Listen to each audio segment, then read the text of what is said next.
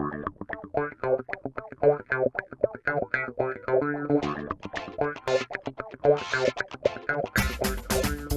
day again. I'm sticking on an IPA today. I haven't brewed anything in 3 or 4 weeks. This is take 2. Okay, so as I was saying, I'm doing an IPA today. I have a real taste of them these days, so I really fancy making one. I haven't made one this year, I don't think so. Yeah, it's time to do it now. So the water's just heated up here. I'm just ready to start the mash. I'll show you what it's like. Okay, so we've got our grains. There's about 5 kilo of grain in that fermenter there. Got some carapils, about 250 grams, and some rye. There's about 350 grams in there.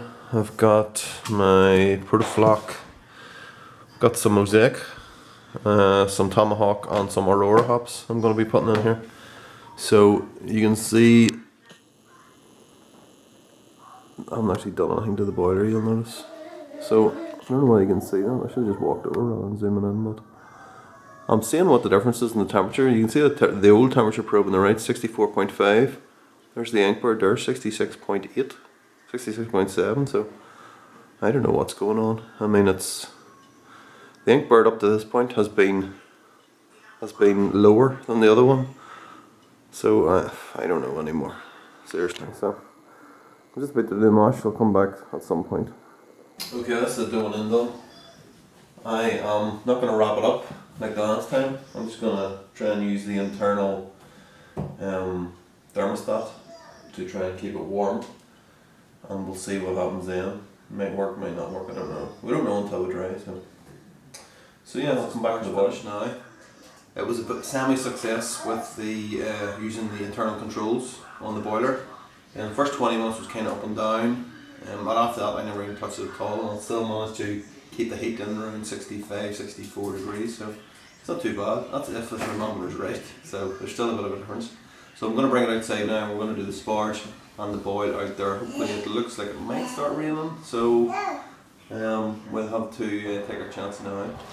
Yeah, I think rain is definitely on the way. It's going to be a big one. I can smell it in the air. So this is, I've kind of got the parasol here hooked up now over the top. That's our setup there. So I'm just getting to the boil. Sparge water's ready to go. There's our grain bag in there. I'm going to do the sparge now. So yeah, we'll come back for the boil probably. I'll not take any footage of this. I'm having a little game with myself called what temperature is it anyway? That's 76.5, and the other one is saying, what is that, 81.1? So if it stays like that, I suppose the way it used to boil at 93 might be a little bit better, but it's been kind of going up and down all the time. Let's see, what have we got? 76.9, 81.8. Yeah, it's interesting. Let's see who gets to 100 first. Okay, this is the order these are going in. So 60 minutes Aurora, 30 minutes Aurora, 10 minutes we've got our Mosiac Tomahawk on the Protofunk tablet, and then at flame out we've got Mosiac and Tomahawk. Also going to do a big dry hop on this as well. Okay, so under all that foam we have actually achieved boil. The one up there is 99.8. That one down there 92.9. Look at that. So yeah, here we go, 60 minutes. And there's the Aurora hops going in. Come back in half an hour and see what happens. Okay, let's flame out. I'd forgotten about the whole terrible way this cuts off all the time during the boil. So yeah, I'm really going to have to look into that. Obviously I never did a damn thing about it, but yeah, so yeah, we'll get the chiller on soon and we'll be whirlpooled, and yeah, we'll get her in the fermenting fridge. That'll be exciting, yeah. Maybe get the yeast ready now, I suppose. Okay. Just if I get in before the rain started, and that is proper rain. Thank goodness. Yeah, it just started just as soon as I'd finished cooling the wort down to the temperature, so yeah, there we are, there's our fermenter. So just before I start aerating it, I don't think I mentioned that I'm going to be using this yeast, which is the US West Coast Mangrove Jacks. I'm just getting it rehydrated now, so by the time this is in there, I'll be ready to go.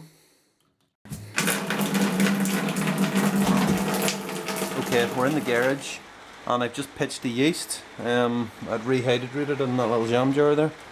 So I have the Inkbird on now. It's set for 18 degrees, 21 degrees at the minute. So I basically have a blow-off tube. I'm in this fermenter, which is slightly bigger than the normal Young's one I use. Which means I have a bit more head space on the top. But I'm going with a blow-off tube. It's going down into that little pot of star sand, and that's actually where the temperature probe is as well. So I think that should be okay. The only other thing is that I switched out the chipboard that was in here because it was after some advice from other brew tubers, and yeah, it's I actually have this stuff here, which is we call this shower wall. This is where we use this in our bathrooms instead of tiles, and I had a load of this stuff up the stairs for the last 5 years in the brew loo, actually, where I put all my other stuff. Apologies for the noise, it's the rain outside. I was lucky I got that brew off when I did. But yeah, so I was sitting up there for 5 years not doing anything, so yeah, I was just remembered about it. And yeah, it's the good stuff. It's not going to bend, it's not going to do anything, so yeah, so that's pretty much it. I mean, I don't think there's anything more I can tell you. There is actually gravity. Yeah, so the gravity is sitting at about 1046 at the minute, which is slightly less than what I was anticipating, but I did end up with nearly 25 litres of wort.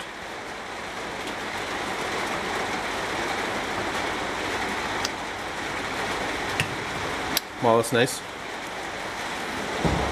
That's definitely nice, yeah. Firm bitterness in there as well.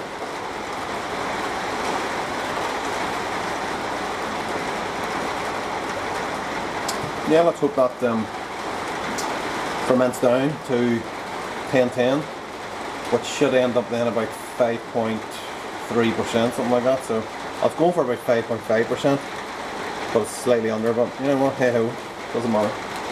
So that's it. So happy Homebrew Wednesday. I'm going to try and make it back into the house in one piece without getting hit by lightning. So yeah, see you next week.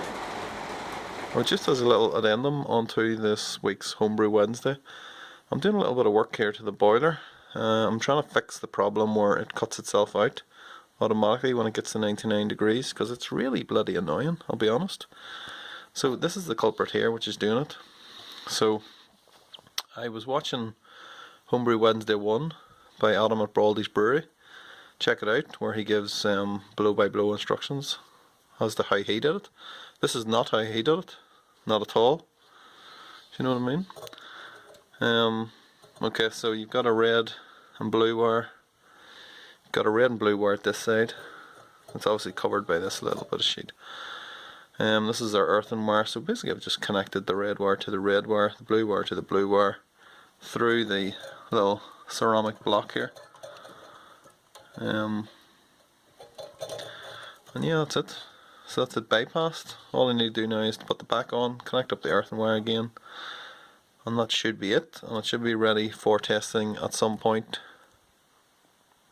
this week, maybe. I'm going to put a tap on it as well, probably this week.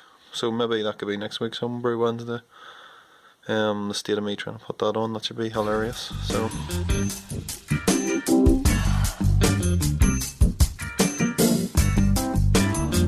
banana split.